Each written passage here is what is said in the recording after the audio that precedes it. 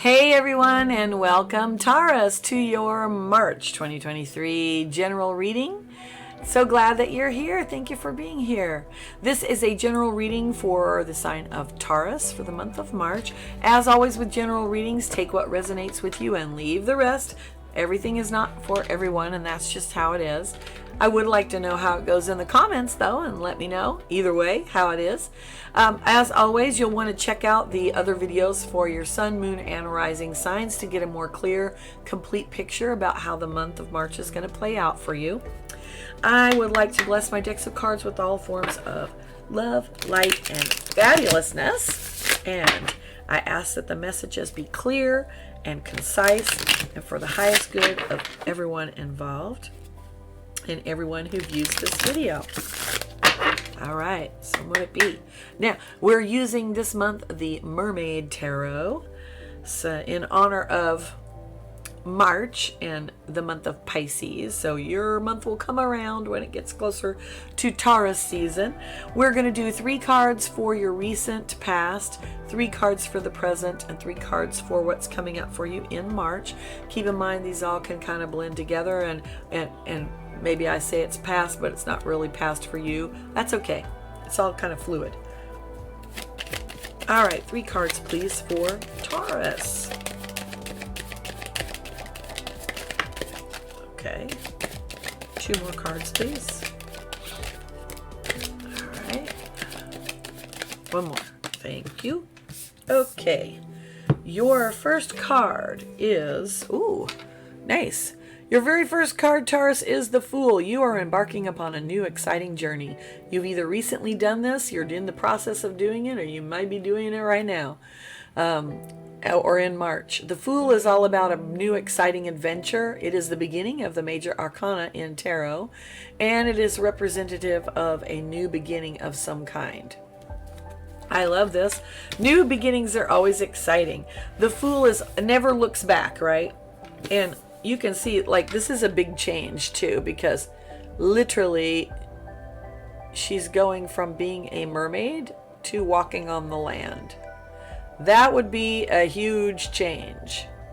She's not worried and she's not looking back at what's behind her. She is looking forward. So new exciting things are happening. Woohoo! I'm very excited for you, Taurus. Then you've got the lovely King of Wands. Now the King of Wands is the suit that corresponds to fire, which has to do with our passions and our actions. It is the suit that corresponds to the element of fire. And the King of Wands represents an energy of someone who has a lot of inner fire and passion about them, but they are able to be balanced with it. If this card were upside down, I would say, oh, this is someone who's out of control, maybe has anger issues, or, issues with being too impetuous and rushing into stuff. But with the King of Wands, that's not the case. He's got all that passion and power under control. He knows how to get done. He is a leader, often representative of an energy of leadership, someone who's having to take charge. All right, then you have the 8 of Cups. Now the 8 of Cups is an energy. Cups corresponds to the element of water, and our emotions and our intuition. The 8 of Cups is always about searching for more emotional fulfillment. And you can see in the background, there is our Fool, same blonde woman, virtually the same dress. She's walking away from him. She's seeking more emotional fulfillment. She's leaving him sleeping there. Now, as the card sort of implies, it can be a literal walking away from something. I would say probably, since we have this progression here. So we've got the progression of the Fool and the King of Wands, and then the 8 of Cups. So this change that's coming about for you, Taurus, it's a big one. And it's something where you're having to walk away from something that you might love. Might be a person, might be a job, might be some kind of situation, might be a relationship. There is an element there of yes, I've enjoyed all of these wonderful things in this situation or with this person, but it's not enough. I need more. I need more fulfillment, or there's something more for me, and I have to walk away from that in order to experience it. So definitely something big is happening with you, Taurus. Now, let's have 3 more cards, please.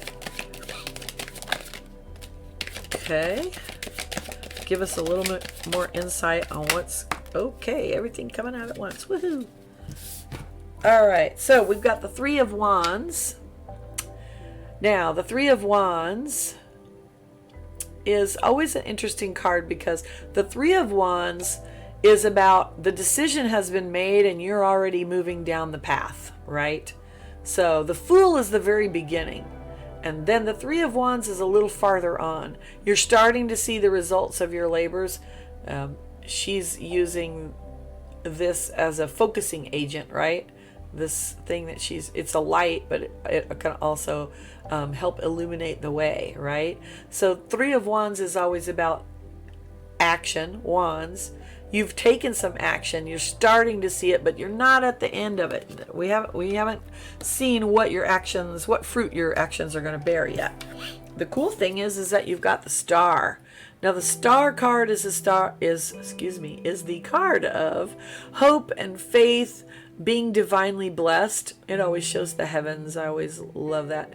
It gives me the idea of we are all part of the universe, and that we need a little faith and a little perspective. This is also a card of perspective.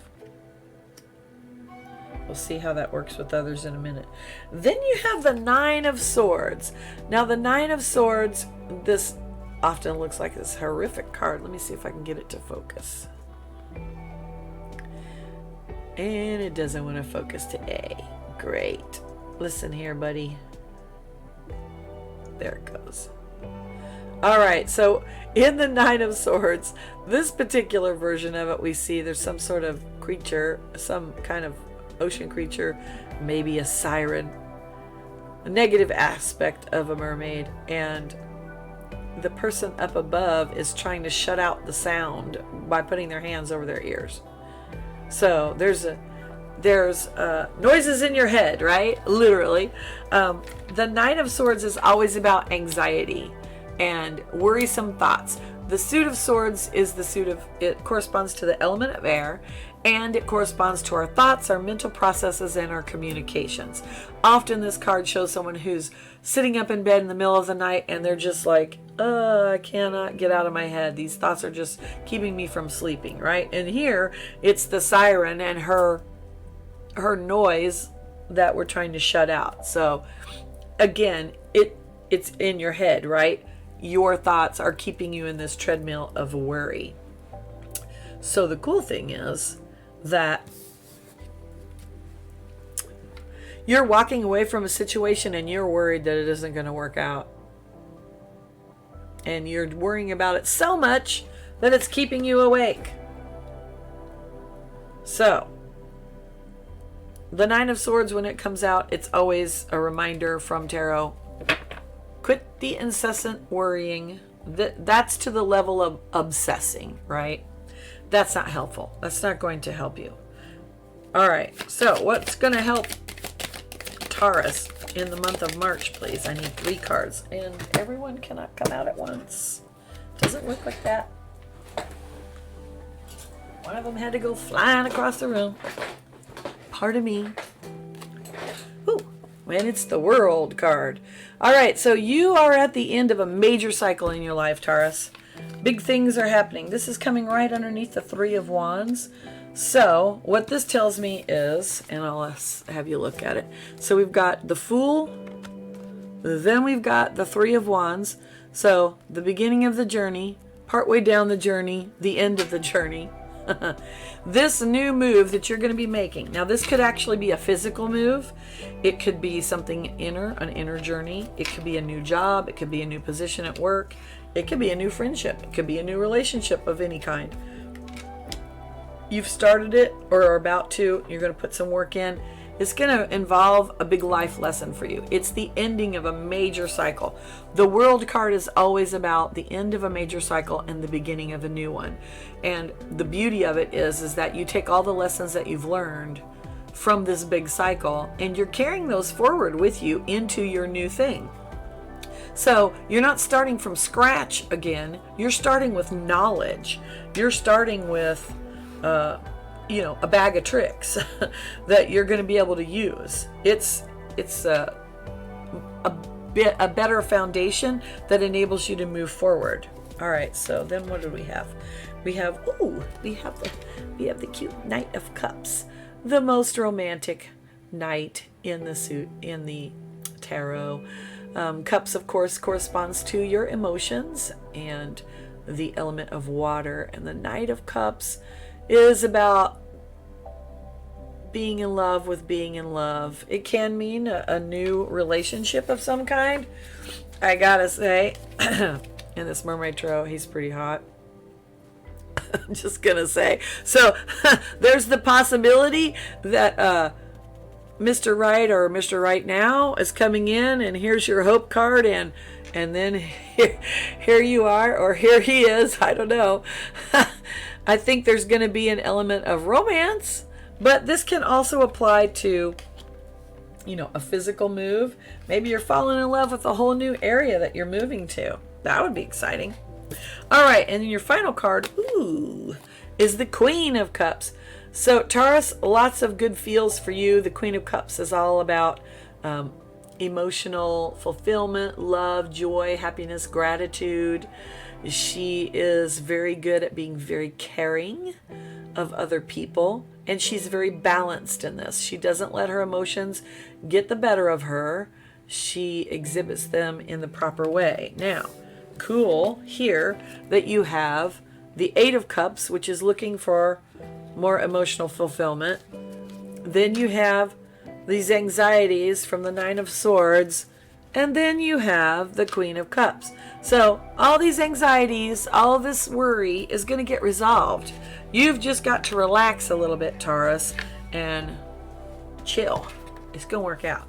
Now, your card at the bottom of the deck is the lovely Knight of Pentacles. This is your shadow card. This is the energy that's underlying the reading.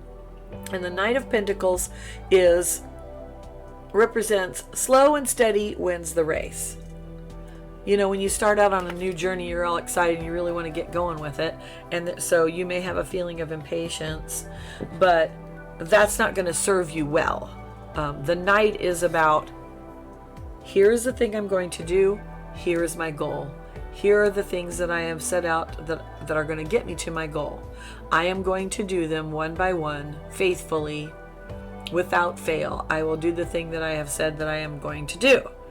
The Knight is very methodical.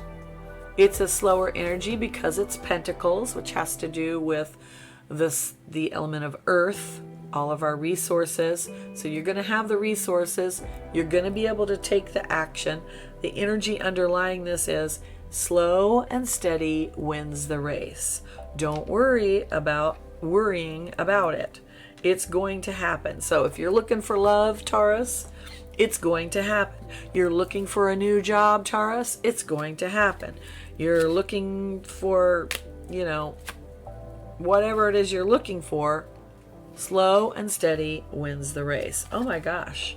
All right, so Oracle of the Mermaids. Love that. Love that for you, Taurus. I know you don't like slow and steady wins the race, but that's okay. It'll happen. Oracle of the Mermaids is what we're using this month, and this just came out for Aries. So apparently there's going to be a lot of love going on, because this is the card of falling in love, kissing the divine in another and in yourself. A absolutely stunningly beautiful card. I love this card. In love with love, just like the little Knight of Cups there. Okay, let's see what pops out at us. The mermaids sing, "There may be no closer moment of connection, of utter merging with the divine, than the experience we have called falling in love. We allow ourselves to be overwhelmed and we surrender to bliss, but also to the possibility of pain, of betrayal, of disappointment, and of disillusionment. Therefore, we mermaids urge you to fall in love, but to allow yourself to be real, honest, vulnerable, and to move on if this love becomes painful, unfulfilling, or continually a compromise. Falling in love is a divine miracle, truly, but there are stereotypes about how it looks. Books with strange names like The Rules, and the ideal that gets attached to a person who has no idea what your hopes and dreams are. So, foolish as it may make you feel, do not be cool. Be true to yourself. Fall in love with another and fall in love with your own honesty and vulnerability. Ooh, I like that. Kiss the bliss. Taste the nectar of love and share the ecstasy, but also experience the utter breakthrough and freedom of honesty. Okay. I love this for you, Taurus. This is fantastic. I hope the reading resonated with you. Please let me know in the comments. As always, like and share this with someone who might benefit from it. I hope there is benefit from it. And thank you for being here. Please click the bell so you get notified of further videos, and many blessings.